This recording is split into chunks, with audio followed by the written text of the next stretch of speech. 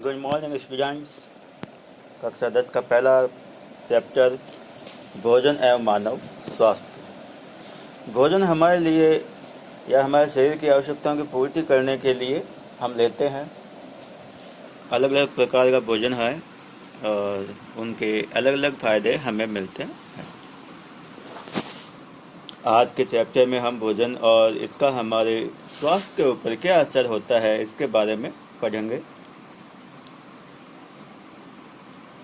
पोषण जीवन का आधार है। पोषण के रूप में जीव अपने वातावरण से विभिन्न पदार्थ प्राप्त करता है। ये पदार्थ पाचन क्रिया के माध्यम से जीव के शरीर का अंग बनकर शरीर की विभिन्न आवश्यकताओं की पूर्ति करते हैं। अच्छे स्वास्थ्य के लिए संतुलित आहार लेने की जरूरत है। यानी कि अच्छे स्वास्थ्य के लिए संतुलित आहार लेने की जरूरत है। यदि आप संतुलित आहार लोगे तो आपका स्वास्थ्य भी अच्छा रहेगा। संतुलित आहार शरीर को मजबूत बनाता है। क्या बनाता है? मजबूत, तथा बीमारियों से लड़ने के लिए रोग प्रतिरोधक क्षमता को बढ़ाता है। साथ ही संतुलित आहार दिमाग को तेज तथा स्वस्थ बनाता है। स्वस्थ भोजन के अभाव में थकान और अन्य कई प्रकार के रोग हो सकते हैं। अनुभवों के आधार पर यह तथ्य ठीक तरह से जान लिया गया है कि जीवन के संचालन हेतु कार्बोहाइड्रेट, प्रोटीन, वसा, खनिज लवण, विटामिन तथा जल उचित मात्रा में उपलब्ध हो। संतुलित भोजन वह है जिसमें सभी आवश्यक पोषक उपलब्ध हो। तो संतुलित भोजन की परिभाषा क्या है? संतुलित भोजन वह है जिसमें सभी आवश्यक पोषक उपलब्ध हो और किसी भी पोषक की भोजन में कमी या अनुपलब्धता से भोजन असंतुलित होगा। लंबे समय तक जब पोषण में किसी एक या अधिक पोषक तत्व की कमी हो तो उसे कुपोषण कहते हैं। और कुपोषण का शरीर पर कई प्रकार से जो असर है वो देखने को मिलता है। जैसे कि पोषण के विभिन्न तत्व विभिन्न आवश्यकताओं की पूर्ति करते हैं। अतः स्पष्ट है कि जिस तत्व की कमी होगी उसके द्वारा किया जाने वाला कार्य नहीं होगा। यानी कि जिस तत्व की आपके शरीर में कमी होगी उस तत्व द्वारा किया जाने वाला कार्य नहीं होगा। अब 1.1 संतुलित व असंतुलित भोजन। हमारे देश में कुपोषण का सबसे बड़ा कारण है लोगों को सभी पोषक तत्वों से युक्त संतुलित भोजन पर्याप्त मात्रा में नहीं मिलना है। मगर कई उदाहरण ऐसे भी आते हैं कि बुरी आदतों के कारण संतुलित भोजन का उचित उपयोग नहीं हो पाता और व्यक्ति कुपोषण के लक्षण प्रदर्शित करने लगता है। कुपोषण का प्रभाव शारीरिक एवं मानसिक दोनों प्रकार की दुर्बलताओं के रूप में प्रकट होता है। यहाँ हम कुपोषण के कुछ प्रमुख प्रभावों की चर्चा करेंगे। तो पहला प्रभाव है वो है विटामिन कुपोषण। विटामिन भोजन का सूक्ष्म भाग होते हैं। यानी कि ये सूक्ष्म भाग होते हैं। विटामिन को हम ज़्यादा मात्रा में ग्रहण नहीं करते। इनकी मामूली मात्रा ही हमारे शरीर का रचनात्मक और शारीरिक विकास करती है, मगर ये कार्य की दृष्टि से महत्वपूर्ण होते हैं। किसी एक या अधिक विटामिन की कमी होने पर उसके लक्षण स्पष्ट नजर आते हैं। निम्न तालिका में प्रमुख विटामिन की कमी से होने वाले रोग तथा उनके लक्षण दिए जा रहे हैं।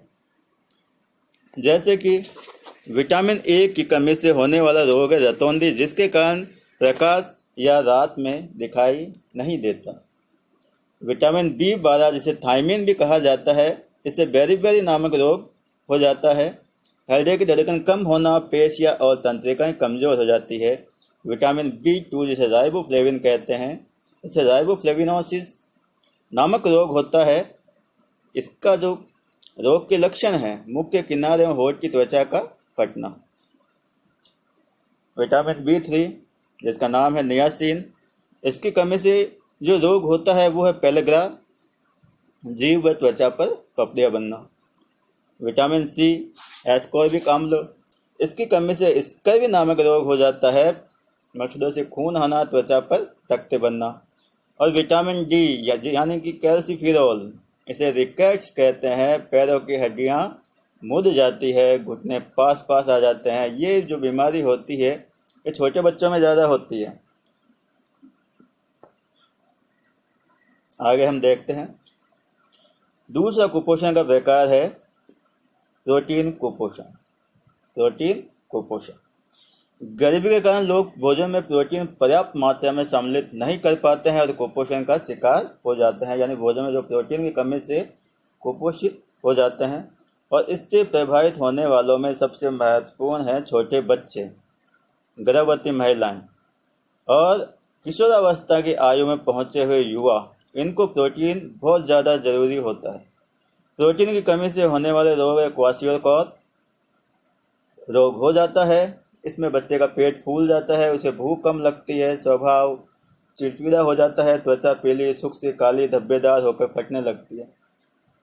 जब प्रोटीन के साथ पोषण में पर्याप्त ऊर्जा की कमी होती है तो शरीर सूख कर दुर्बल हो जाता है, आंखें कांतिहीन एवं अंदर धंस जाती है और इस बीमारी को मैरस्मस रोग कहते हैं। खनिज कुपोषण। विभिन्न प्रकार के खनिज भी शरीर संचालन में महत्वपूर्ण भूमिका निभाते हैं तथा इनकी कमी से शरीर में कई प्रकार के विकार उत्पन्न हो जाते हैं। पहला खनिज तत्व लौह तत्व। ये हमारे रुधिर के हीमोग्लोबिन का भाग होता है, जिसके कारण हमारे खून का रंग लाल होता है और इसकी कमी से चेहरा पीला पड़ जाता है। इसके अलावा हीमोग्लोबिन शरीर के अंदर ऑक्सीजन का और अन्य खाद्य पदार्थों का परिवहन करता है। इसके बाद आता है कैल्शियम। यह हड्डियों को मजबूत बनाता है और इसकी कमी से हड्डियां कमजोर और भंगुर प्रकृति की हो जाती है। आयोडीन की कमी से थायराइड ग्रंथि की क्रिया मंद हो जाती है और गलगंड या घेंगा नामक रोग हो जाता है। आयोडीन हमें नमक से प्राप्त होता है। अब खनिज पदार्थ या खनिज तत्व कौन कौन से हैं और इनके प्रमुख स्रोत क्या है और इनके प्रमुख कार्य क्या है। सोडियम हमें मिलता है सामान्य नमक, मछली, मांस, अंडे और दूध से। इसके कार्य है मांसपेशी संकुचन, तंत्र के आवेग संचरण, शरीर का विद्युत अपघटन और संतुलन बनाना। और यदि सोडियम की कमी है तो ये जो कार्य है ये नहीं होते हैं और इन कार्यों में रुकावट पैदा हो जाती है। पोटेशियम सभी खाद्य पदार्थों में, इसका भी काम है मांसपेशी संकुचन, तंत्र के आवेग संचरण, शरीर का विद्युत अपघटन, संतुलन बनाना, विभिन्न कोशिकीय क्रियाओं का संचालन। कैल्शियम ये दूध, अंडे और हरी सब्जियों में पाया जाता है। विटामिन डी के साथ हड्डियां एवं दांतों को मजबूती प्रदान करता है। विटामिन डी हमें सूर्य के प्रकाश में मिलता है।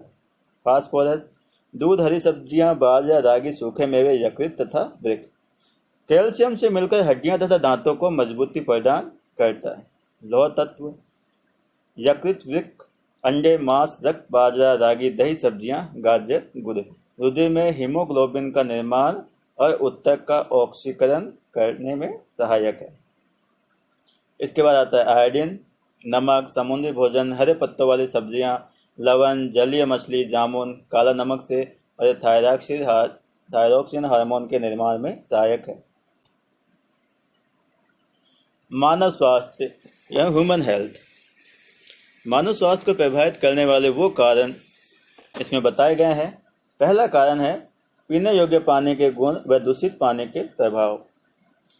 पानी हम पीते हैं, अच्छा पानी पिएंगे तो वो हमारे शरीर को लाभदायक होगा, और पानी में यदि गंदगी है या वो छना हुआ नहीं है या गंदे स्रोतों से आया हुआ है या उसमें केमिकल वगैरह रासायनिक मात्रा यदि ज़्यादा है तो वो पानी हमारे शरीर में बीमारियां पैदा करेगा।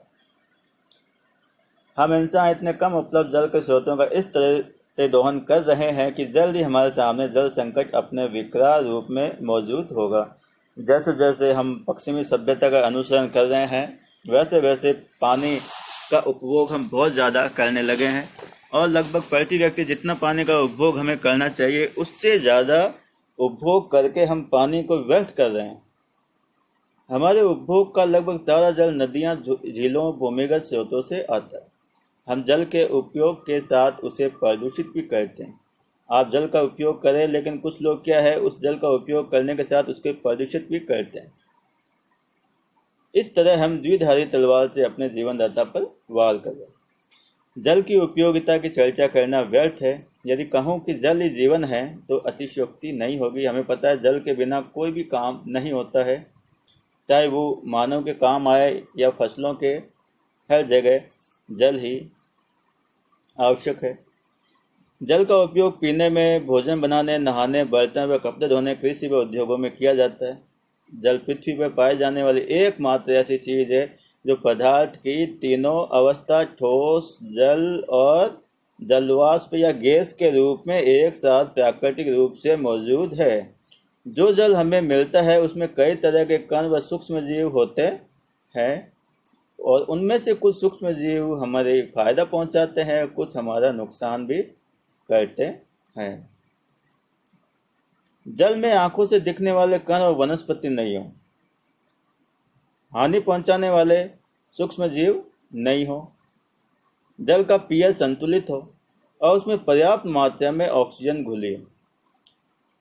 इस प्रकार का जल हमें लेना चाहिए। हमारा शरीर कई तरह की जिम्मेदारियां निभाता है। जल इस काम में शरीर की मदद करता है। शरीर की समस्त उपापचयी क्रियाएं जल के द्वारा ही संपादित होती है।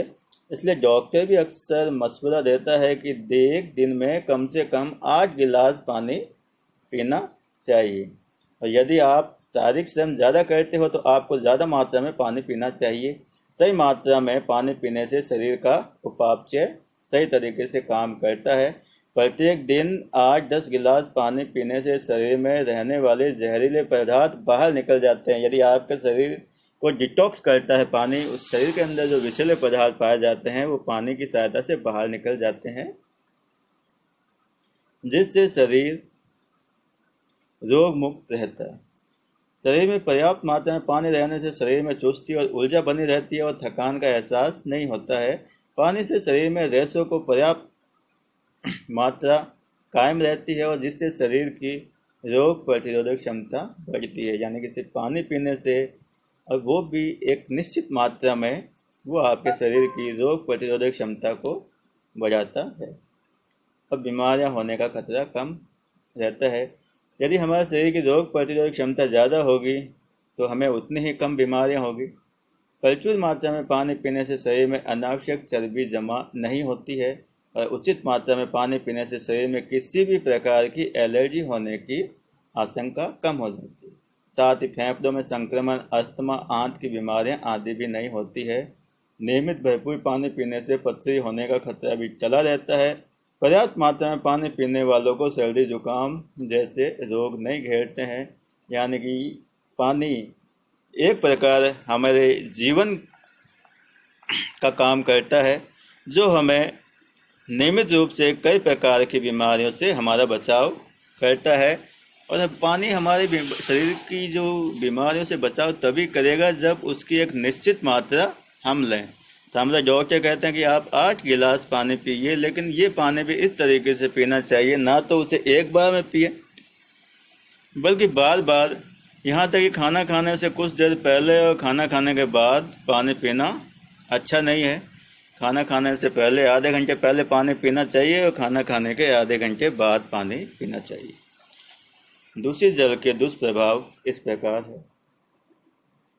यदि पानी दूषित है तो कई बीमारियां चपेट में ले सकती है और ये बीमारियां पानी में रहने वाले रोग कारक सूक्ष्म जीवों के कारण होती है, जो पानी के साथ शरीर में प्रवेश कर जाते हैं, जिनमें विषाणु, जीवाणु, प्रोटोजोआ, कृमि आदि प्रमुख है और जिनकी वजह से हैजा, पैचिस जैसी बीमारियां आसानी से किसी को भी शिकार बना सकती है। गंदे पानी से कई प्रकार की संक्रामक बीमारियां फैलती है। गंदे पानी से वायरल संक्रमण भी हो सकता है। वायरल संक्रमण के कारण हेपेटाइटिस, फ्लू, कोलेरा, टाइफाइड और पीलिया जैसी खतरनाक बीमारियां होती है। बाला या नारू रोग एक समय राजस्थान में गंभीर समस्या थी और इसका रोगजनक था ड्रैकनकुलिस मैंजनान्सिस। ये मादा कृमि अपने अंडे सदैव मनुष्य के शरीर के बाहर जल में देती है। ऐसे संदूषित जल के उपयोग से यह रोग दूसरे लोगों में भी फैल जाता है। यानी कि नारू रोग की जो कृमि होती है वो अपने अंडे सदैव पानी में देंगी और मनुष्य जब ऐसे पानी का सेवन करता है तो ये अंडे उसके शरीर में चले जाते हैं और वहाँ पे अनुकूल वातावरण मिलने पर ये कृमि में बदल जाते हैं। नारू उन्मूलन कार्यक्रम के प्रयासों से सन 2000 के पीछे इसका कोई रोगी नहीं पाया गया है, परंतु फिर भी इस रोग के पुनः उद्भवन को रोकने एवं जल जनित रोगों से बचाव हेतु पानी को छानकर, उबालकर और ठंडा कर पीना चाहिए। नदी तालाब इत्यादि में नहाना एवं कपड़े धोना मना हो और समय समय पर इनकी सफाई होनी चाहिए, क्योंकि स्वच्छ जल है तो स्वस्थ कल